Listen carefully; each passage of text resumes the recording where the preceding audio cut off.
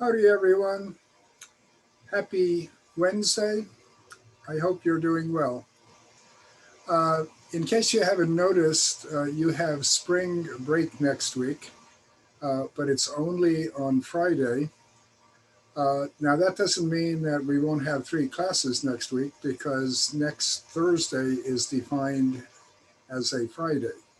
So please make a note that next week we will have this class at the same time, Monday, Wednesday, and Thursday. So we'll still have three classes. Uh, any general questions or comments before we continue? Okay, we finished talking about molecular structure last time, and we now go into our next topic, which is molecular spectroscopy. I'm highly biased, but I think this is the most important area of chemistry in telling us what molecules and atoms are like. And what I put into your notes was a preface that I wrote more than 10 years ago for a book that I edited called Frontiers in Molecular Spectroscopy. I haven't updated this. I have a newer book from 2017, but it has a lot of the same information. But I strongly encourage you to read that. You can read about Planck and Einstein, Balmer, people like that. If you read the first sentence, I think this is pretty neat. This is something I found when I was looking up information for the preface. Uh, Aristotle originally, way back in the BC era, recognized that light was necessary for color to exist. So think about this. It means if you've got your maroon Aggie sweatshirt on and you go into a dark closet, that maroon sweatshirt doesn't have any color anymore. Color only comes when light interacts with the dye that is in that sweatshirt. So the dye is going to absorb some colors, and what's reflected, say the maroon color, that is what was not absorbed by the molecules that are in the dye. So that was pretty neat. Okay, then as you read here, also way back at 400 BC, Aristophanes discovered lenses, but most people feel the era of understanding light and spectroscopy and so on started with Newton, and I think I have the date in there, 1666. Okay, well, please read the rest of it. I want to read the last line again. My argument is that almost everything you learn in freshman chemistry about structure, what you learn in organic chemistry, almost all of that comes from the analysis of the interaction of light with molecules and atoms. And that's how we know what electrons are doing. That's how we know molecules vibrate, things like that. The previous paragraph also pointed out that by 2009, 22 people had received Nobel Prizes for spectroscopy. And I think there are at least half a dozen more in the last 10 years that have. So a lot of the Nobel Prizes in physics and chemistry go to people that do fundamental work using molecular spectroscopy. Okay, so start off, we're going to talk in general about the electromagnetic spectrum. And the remarkable thing about this is the huge range that it encompasses. So we can go all the way from radio frequencies, which can be as much as having waves of a kilometer or 6/10 of a mile, up to gamma rays, where the wave length is actually 10 to the minus 12 meters. Really, really small. I mean, that's a picometer when you look at it.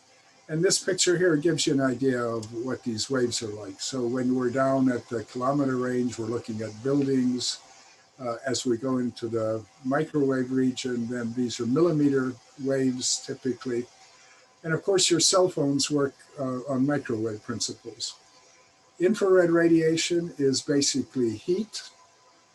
The reason it's called infrared is because it's lower than the visible region, and in the visible region, red is next uh, to the infrared. So red is the lowest energy visible light. After the visible, in which we see a lot of electronic transitions, the high frequency end is the violet. And so if we go beyond that, we can't see it anymore. We call it the ultraviolet, or it's beyond the violet range. And of course, then we have X-rays, gamma rays, and so on. I'll jump a couple of pages ahead just to re-emphasize what I was just talking about.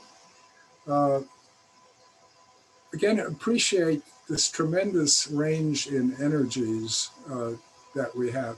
This just gives wavelengths, but wavelengths are reciprocal of frequencies. And you can see there's a range of 10 to the 14th or 14 orders of magnitude that we have. So frequencies would also range over 14 orders of magnitude. And of course, energy is proportional to frequency. Delta E is equal to h nu. So we're talking about, if I'm doing this correct in my head, 100,000 times a trillion range of energies that we can have when we go from radio frequencies to cosmic rays. But these are all electromagnetic. We have a wave coming in, plus, minus, plus, minus, plus, minus, like a sine wave. And when we do a spectroscopy, we look to see what kind of interactions we get. Okay, so we'll talk fairly briefly about general properties of electromagnetic radiation and spectroscopy, but then we're going to talk about molecular rotations of molecules. A lot of that is done in the microwave region or far infrared.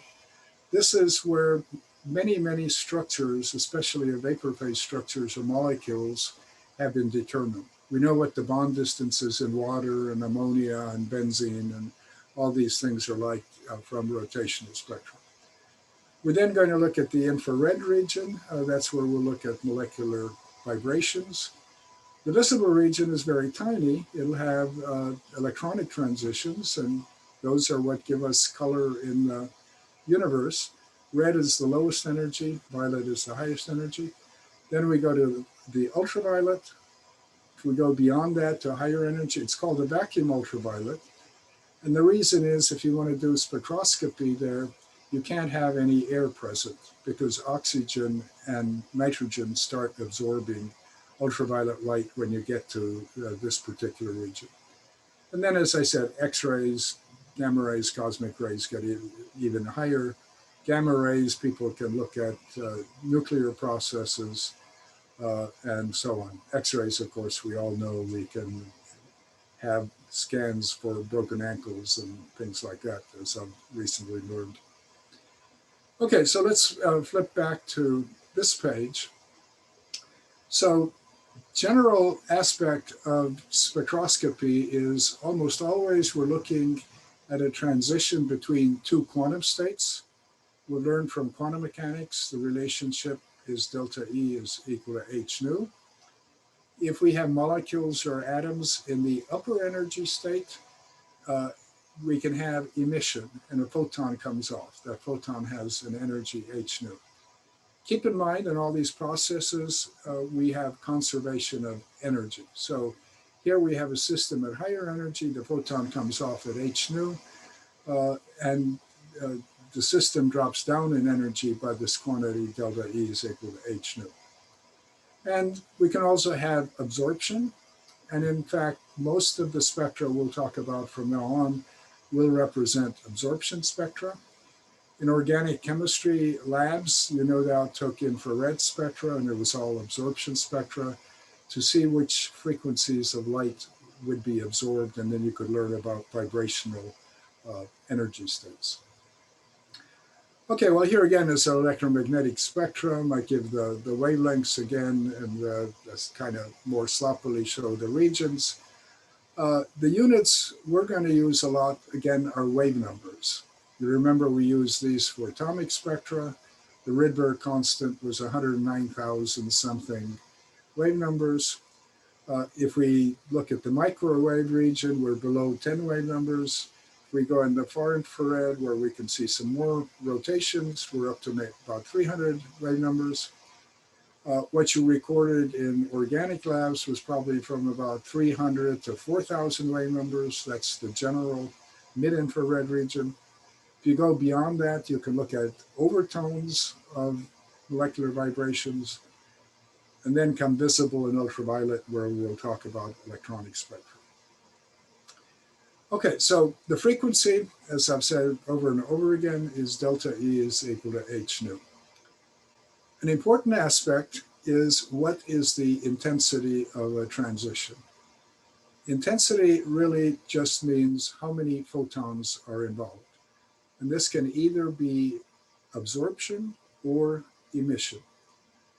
What we're going to discover later, especially when we talk about lasers, is both processes are equally probable, but normally we have absorption. There's a request for me to zoom in more, so let's do that. But in both processes, they're equivalent, but normally you have a lot more molecules in lower energy states than upper states. So it's a lot easier to look at molecules or atoms having transitions from a lower state to an upper state. In atomic spectroscopy of hydrogen and other systems, a lot of times atoms might get excited, and then you can look at emission. In any case, the intensity of any spectroscopic transition is the product of two things. The first is the molecular population, and I'm just going to call that capital N. In the latter part of our course, when we talk about statistical mechanics, we're going to come up with formulas. In fact, I'll show you that formula today. We'll come up with formulas to tell us how many molecules or atoms are in a particular quantum state. The second thing we have to consider comes from the quantum mechanics directly. It comes from the time-dependent Schrodinger equation. And there we get the transition moment integral, and that has to be squared. And so the product of these gives us the overall intensity. Mathematically, the transition moment integral looks like this. I mentioned this when we talked about selection rules for atomic spectra, but it includes the wave function for the initial state. This is supposed to be an I there. And then it includes the wave function for the final state. So again, this demonstrates the importance of knowing what your wave functions are. In the middle is a capital N, which stands for dipole moment operator. And basically, mathematically, this winds up being an X, Y, or Z Cartesian coordinate that we put in there. So in order to figure out if we can have transitions or not, we have to make sure this integral has some value other than zero to get intensity. If it comes out zero, we have no intensity. Okay, so as I promised you, we would have a formula for the population of a quantum state. So in any quantum mechanical or atomic molecular system, we have a bunch of energy levels. They might be translational, they might be rotational, they might be vibrational, they might be electronic. We can calculate at equilibrium the relative populations of any two quantum states. So in my example here, E sub 0 is the energy of the lowest state, and E sub I is the upper state. If I want the ratio of molecules in the upper state to the ground state, this is equal to G sub I, which is a degeneracy factor. It's the number of quantum states that are at that exact energy. And when we talk about molecular rotations, you'll see the importance of that.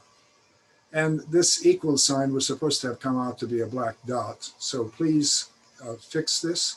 I didn't want to write an X because that would look like the X is part of the calculation. But just make this a big dot. So it's G sub I times the exponential term.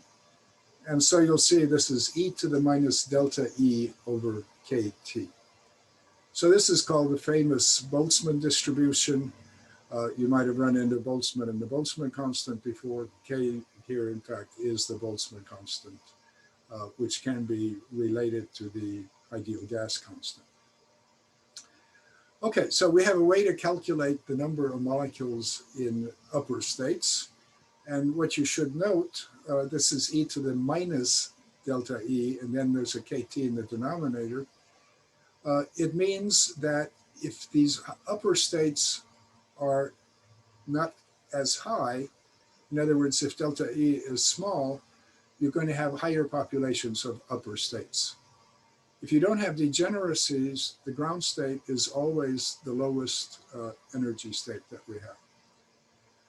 Someone says, looks like Arrhenius. Yes, K is often used for the Arrhenius equation. It's used for the harmonic oscillator. K sounds like a hard C for constant, so that's why people tend to use K for various kind of constants.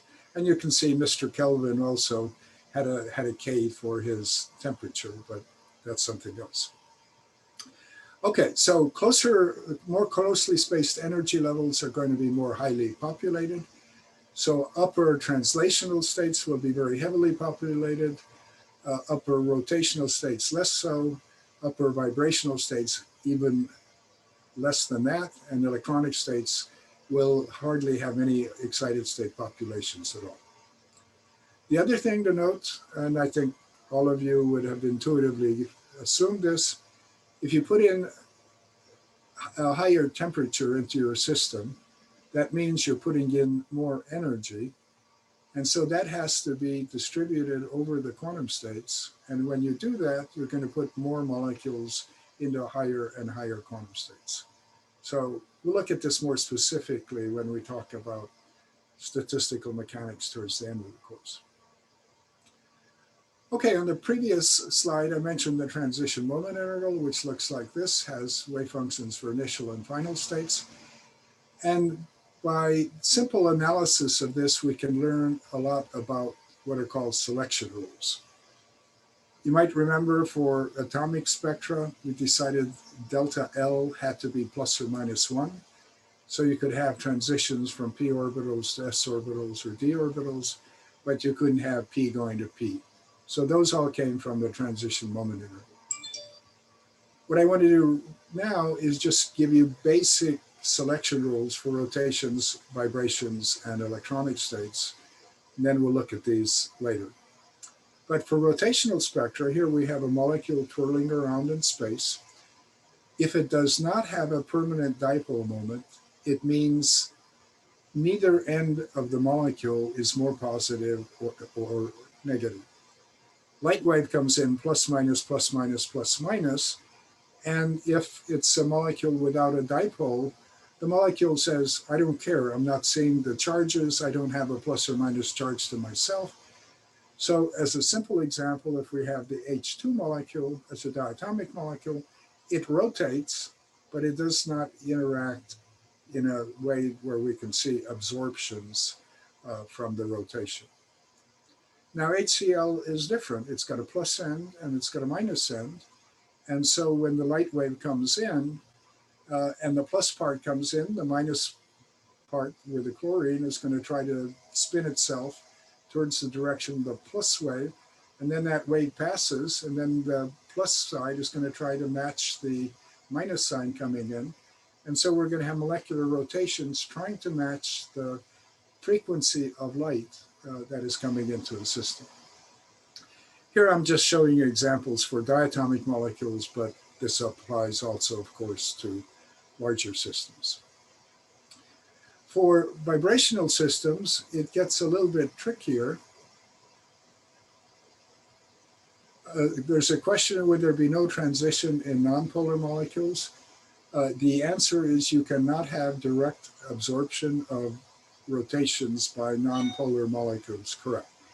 But as I will tell you in a few minutes, there's another technique called Raman Spectroscopy, where we can look at rotations of molecules like H2.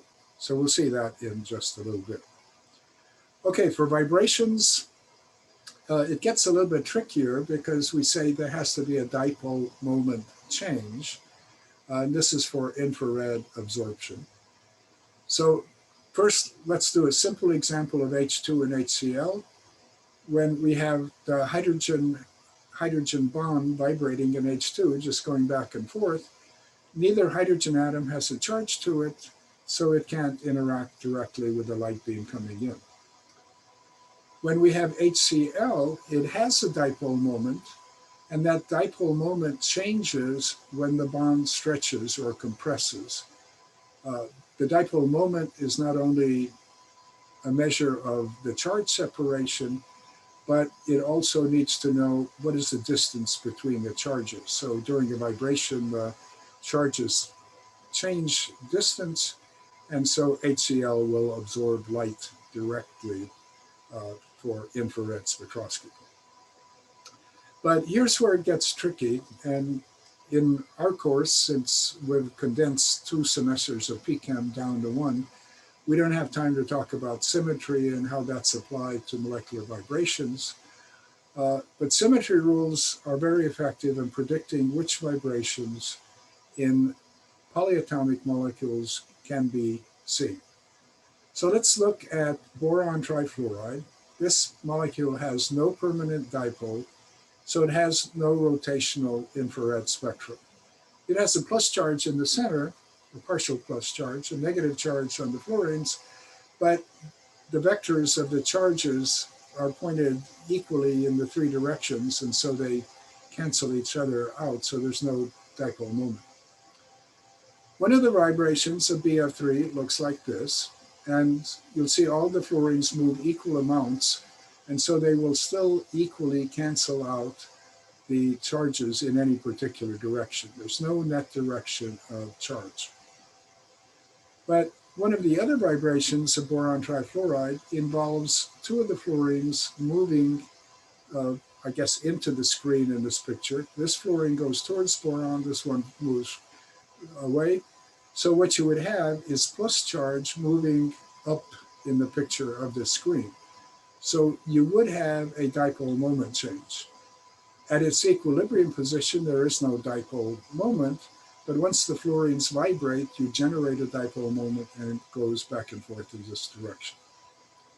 Okay, so we're not going to have a chance to look at these rules, and you won't be responsible for having to figure out which vibrations are active and which aren't, but these are things that come directly from the transition moment integral and application of symmetry. The third type of transition for absorption or emission that we're going to look at are electronic transitions for H atoms, hydrogen atoms. We saw delta L came out to be plus or minus 1. And that's because the general rule is that we require a change in electron distribution. So you cannot have a transition from an s orbital to an s orbital, even if it's 2s to 1s, because they're both spherical. So each of them has a spherical charge distribution around the nucleus, so that transition isn't possible.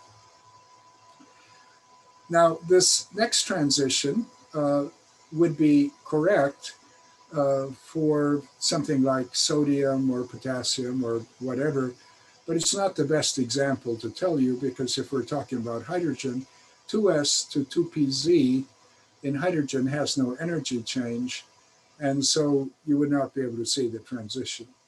So just to make this a little bit better in your notes, why don't you change this to 3s to 2pz would be allowed. You can go from an s to pz orbital because s and p orbitals are different. So again, I'm not going to expect you to derive what selection rules are for electronic transitions, but just be aware that there are rules for which kinds of transitions we can see. So my main aim is going to be to show you examples of spectra of these 3 different types and tell you what we can learn from them. Okay, now you may or may not have learned about Raman spectroscopy before, but in any case, I'll assume you haven't. But this was a technique discovered by C.V. Raman in India in 1928. And nowadays, what the technique basically is, we shine a laser at a sample, we zap it with high intensity, and the poor little molecule gets all shook up and it generates a dipole. So we have what we call an induced dipole. And then the sample emits a lot of light. A lot of light comes out exactly at the same frequency as we put in. That's called Rayleigh radiation. But some of it changes frequency, and that's what we're interested in. So here, I'm not sure I can even read my own writing here. I think this says monochromator, or it's instrument, or anyway, it's light coming out, this re-emitted light out of the system. Okay, so let's make this a little bit smaller. This is kind of our physical picture. A laser comes in at a particular frequency. Notice it says Rayleigh laser. This would be a Rayleigh line also. And then Raman light at various different frequencies. And so this is what a Raman spectrum would look like. It looks very much like an infrared spectrum, except it kind of looks upside down because we're looking at light coming out of the sample rather than being emitted. But here's the wave number scale, 500,000, 1,500, and so on. Here at 3,000, these are going to be carbon-hydrogen stretches, and then all of these other vibrations that you have in this molecule. Now, what happens in the process is demonstrated here. But before I show you the Raman effect, let's look over here.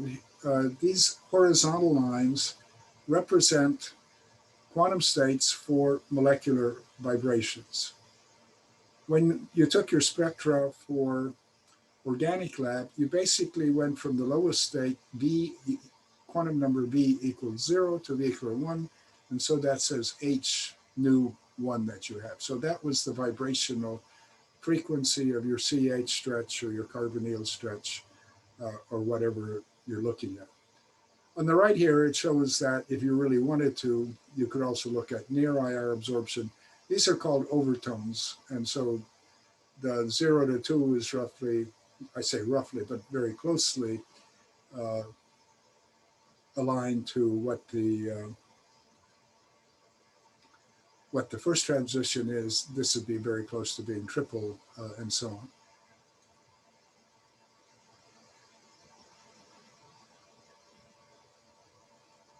Okay, so first question is, does ordinate have a unit? And no, it doesn't. This is what we've been doing all semester. We draw horizontal lines to represent quantum states. And so sometimes we want to show more than one transition, and that's what I'm doing here. The abscissa Y scale represents energy going up. Then there's also a question, the Raman beams are the light left over after the bond absorbs some energy. That's a good way to come up with a right result, but it's not exactly what happens. And so let me talk a little bit about that. Okay, so here's what happens. So we have our laser coming in. As I said, you can think of it as zapping something. So you've seen a lot of science fiction movies and Star Wars and Star Treks and things like that. People are zapping each other with lasers. Later in the course, when I tell you about lasers, I can tell you how you can blow apart missiles with lasers. So they can be pretty powerful. But anyway, I mean, in our lab, we've been using a 10-watt laser, which, if you compare it to a 50-watt light bulb, might not seem much, but it's a tight beam, very narrowly focused. Even if you take just 10 milliwatts and you shine it on a yellow pencil, it'll start smoking red. So you can imagine what a 10-watt laser would do on a yellow pencil when a green light hits it. Okay, anyway, here's our laser. It zaps the molecule. We say it creates a virtual state. It can also be called a quasi-excited state. It's not a real excited state. It's not a quantum level. But if we put in the amount of energy that the laser has, and it induces a dipole. So the molecule shifts a lot of its electrons to one side of the molecule, the other end winds up positive. As Lord Rayleigh discovered, he's called a lord because he got knighted by the Queen something like 100 years ago. When you normally shine light into a system, it gets scattered equally in all directions, we say isotropically, as Rayleigh radiation. So you can see it shows this coming off in all directions. When we use a Raman instrument in my lab, then we have one collecting lens, a focusing lens that sends only a very small portion of the light into the instrument itself. So this is a relatively inefficient technique, but we can learn a lot from it. Okay, well, here's what happens with Raman scattering. So we still excite the same virtual state, but about 1 photon in a million, so that's a very, very small fraction of molecules, land on a vibrational level. Or as we'll see later, they can also land on rotational levels. And so the energy coming out will be h nu 0 minus h nu 1. H nu 1 is the energy of this vibrational state we're looking at. So the energy difference is what comes out. So when I go back to the regular notes, what I'll be telling you is to put these numbers on a Raman spectrum, we always subtract the output frequency from what we put in, and that we will consider to be the vibrational frequency that we see by Raman spectrum. Okay, so here's another picture. Let me shrink this down. This is a picture I commonly show when I talk about these kinds of techniques. Infrared absorption just is direct absorption between the samples. Rayleigh radiation goes up to virtual excited state and comes back to the same level. And one thing that wasn't obvious in the diagram that I showed you before, the normal kind of Raman spectra we record are called Stokes scattering. And you'll see this starts from the lowest state, but then winds up on the first excited state. You can also get something called anti-Stokes if you excite a molecule from its first excited vibrational state and it comes back lower. So you would actually get an increase in energy when you do this process. So we're going to ignore anti-Stokes Raman spectra for the most part, but sometimes I might be showing you spectra related to this, so I don't want you to be confused if I'm showing you some anti-Stokes spectra also.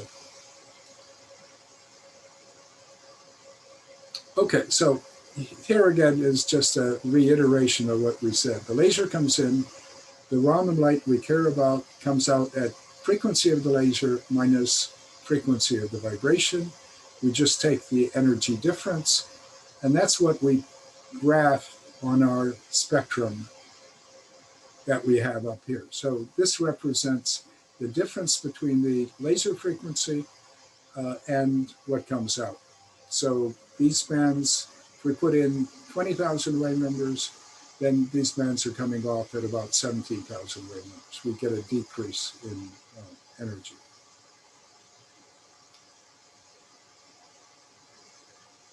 Okay, so why do we care? We've got a technique, infrared spectroscopy, for looking at vibrations. Turns out a lot of vibrations cannot be studied by infrared. And even if you can study them in principle, their intensities may be so weak you can't look at them at all. Many, many vibrations that you cannot see by infrared spectroscopy, you can see by Raman spectroscopy. And then there are a few vibrations you can't look at directly either. But if you want to have a complete picture of the molecular vibrations of a molecule, you need to do both infrared and Raman spectroscopy. A molecule like benzene, in principle, it has, well, it's got 12 atoms, so it's got 30 vibrations. but many of them are degenerate, so there are probably 12 or 15 unique frequencies. Maybe 6 of those you can see in infrared spectra, maybe 6 you can see in Raman, maybe 3 you can't see at all. But you can see we would not understand a whole lot about benzene if we did not do also Raman spectroscopy. Okay, so for Raman spectra, we can also do rotational spectra, and for it turns out all rotations are Raman active. Every molecule can be studied by Raman spectra. So oxygen, O2, H2, N2, none of those can be studied by infrared spectroscopy, but we study them by Raman. And when we study Raman, that's how we know what the bond distance is in oxygen, O2, what it is in nitrogen, N2, what it is in H2, and so on. So it's a very important technique. Octahedral and tetrahedral molecules you cannot study either by rotational infrared spectroscopy or Raman spectroscopy. You have to have special techniques for that. For vibrations, we generally apply symmetry rules to see what happens, but basically the shape of the molecule has to change during the vibration, and then you can look at the results. I'll give you some examples later when we talk about molecular vibrations. Okay, so we now know about selection rules, and we know about intensities by absorption and emission, and we also know something about Raman spectroscopy. One thing you might not have thought about carefully, I keep telling you delta E is equal to h nu, but if you think back at the infrared spectra you collected for organic labs, your bands were not very sharp individual lines. They actually had a line width. In fact, the bands looked something like this. So this delta, or I guess it's a gamma, when you measure this where I've shown you, this is called a full width at half height. And this is how you measure a normal bandwidth. So the question is, where does this come from? Well, there are several reasons for it. First of all is the fact that I'd like to think I haven't quite lied to you, but I've lied to you a little bit. When I say delta E is equal to h nu, the upper quantum state, thanks to Heisenberg, is not exactly known. So since I'm talking about that, let me just, where do I have that?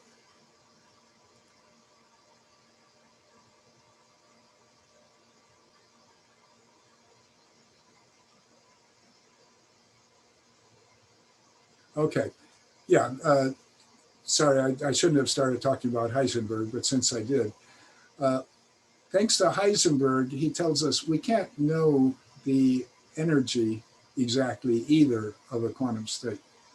And so this is based on something called lifetime broadening. And so we saw the Heisenberg uncertainty principle telling us uncertainty in position times uncertainty in momentum had to be greater than a certain value. But we also see there's a relationship between the lifetime of a state and the uncertainty of an energy. So the formula kind of looks like this. Uncertainty in energy is equal to h bar over tau. And tau is considered to be the lifetime of a state.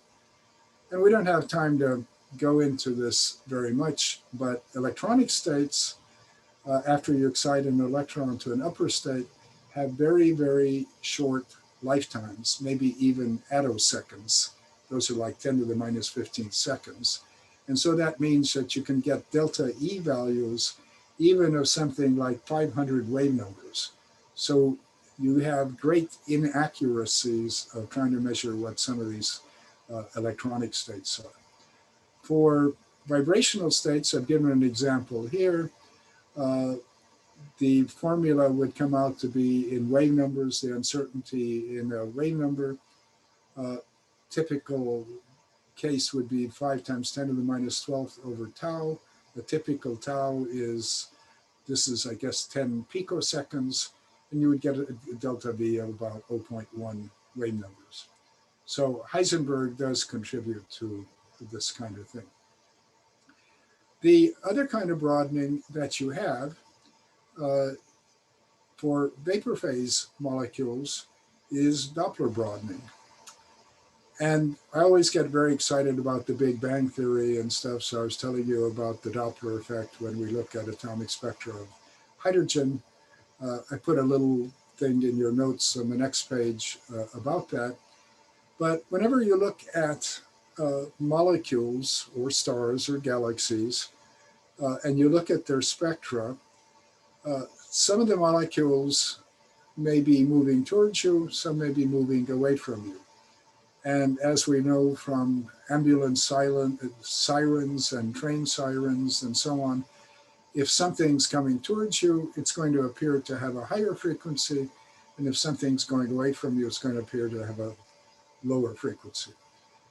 So in a typical vapor phase, you have a bunch of molecules moving towards you, a bunch going away, some not moving much at all, but some will then absorb at a higher frequency than you expected, some will absorb at a lower frequency.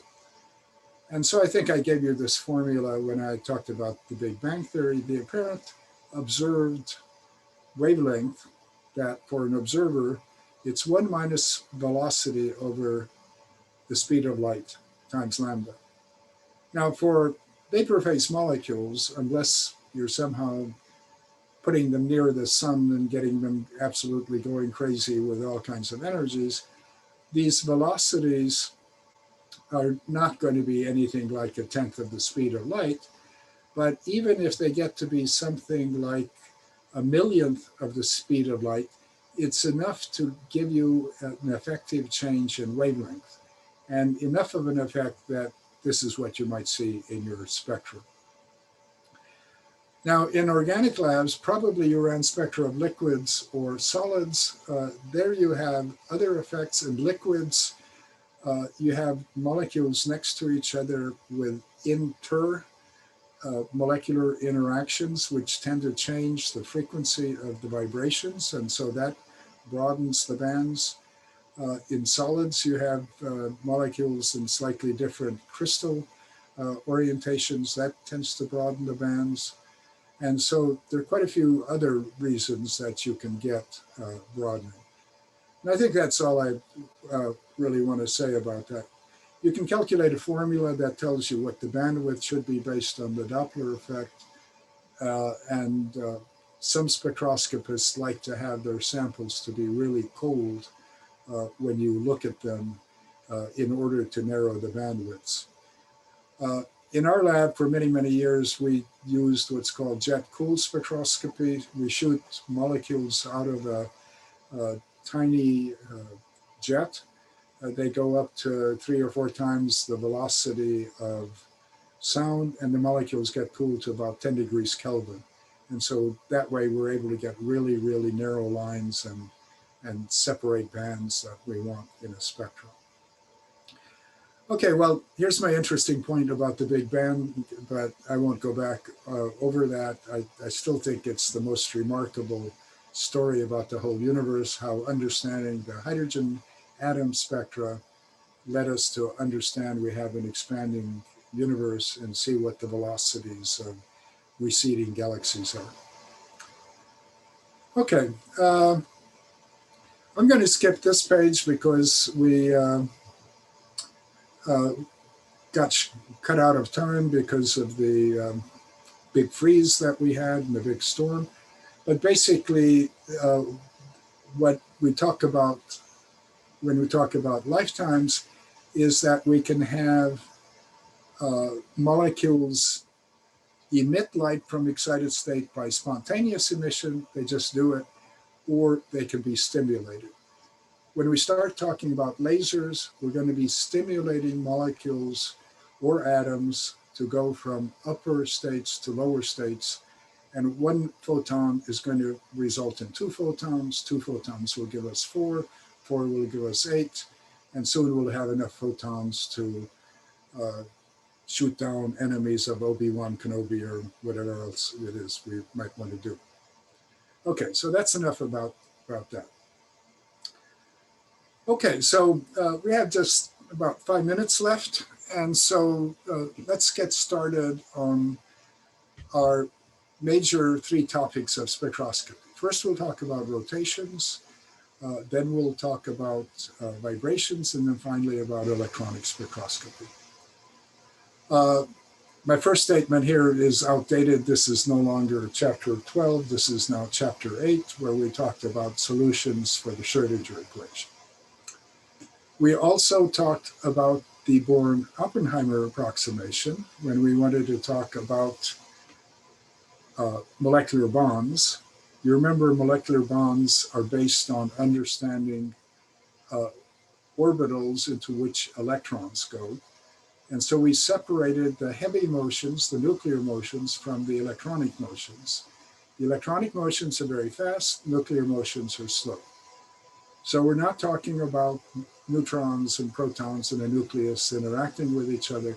We're talking about heavy nuclei, like 2 oxygen nuclei, vibrating against each other. So Bohr and Oppenheimer tell us that we can now ignore the electrons for these motions.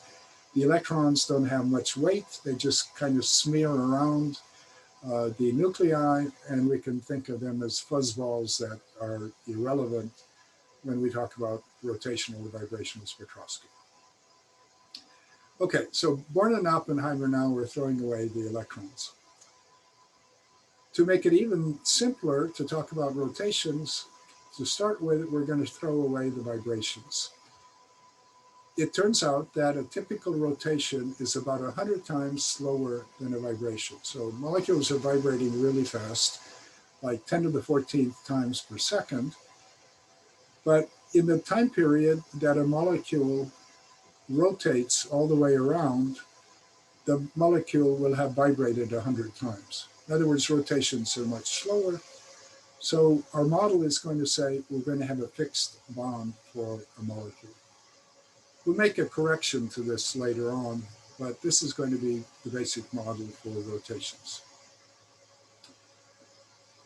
When we talked about molecular bonding, we of course started with diatomic molecules for the reason that they were a lot easier to do and we could get a general notion of what's going on. And I and your book take the same approach. We're going to talk first about simple diatomic molecules, look at see what kind of energy levels we get. And we're going to see we get nice spectra, easily interpreted, and we can learn bond distances and just get a general idea of what's going on. So here's our model. We're going to have masses M1 and M2. This could be HCl, for example. We're going to assume the atoms are different, but they could be the same. Somewhere is going to be a center of gravity. You learn from physics, center of gravity in a case like this would be M1 times R1 is equal to M2 times R2. You may or may not have learned in physics what the moment of inertia is of something rotating. It's defined as the summation of mass times r squared terms, where r is the distance from the center of gravity. So this would be m1 r1 squared plus m2 r2 squared. And if you use the definition of the center of gravity, then you can show that r1 is equal to m2 over m1 plus m2 times the overall bond distance, and R2 is equal to this formula right here. Okay, so if we know this and we substitute this into what the moment of inertia is, we can write capital I, the moment of inertia, is the product of the masses divided by the sum of the masses times the bond distance squared. So this we're going to call mu r squared. We define mu as this expression, product of the masses divided by the sum of the masses. So I put this in a big rectangular box. We're later going to need to do calculations with this. And I've also put the moment of inertia in a box here. I is equal to mu r squared. So mu is going to be important for rotations for diatomic molecules. It's also going to be very important for vibrations of diatomic molecules. And if you have a good memory, you might remember we used a mu when we solved the Schrodinger equation for the hydrogen atom energy levels. We had minus h bar squared over 2 mu. And the purpose of that then was to ignore the translations that we had for the molecule. Okay, well, this is a good place to pause. So we'll look then next time as to how we treat the Schrodinger equation and get solutions then for rotations of diatomic molecules. Any questions before we stop? In case you tuned in late, again, note that next week we will have class Monday, Wednesday, Thursday, since Thursday is defined as a Friday. And Friday of next week is your one and only spring break day. So the university keeps you all from congregating over spring break and not passing the virus around. And I think that's basically a good idea. Okay, take care, stay healthy.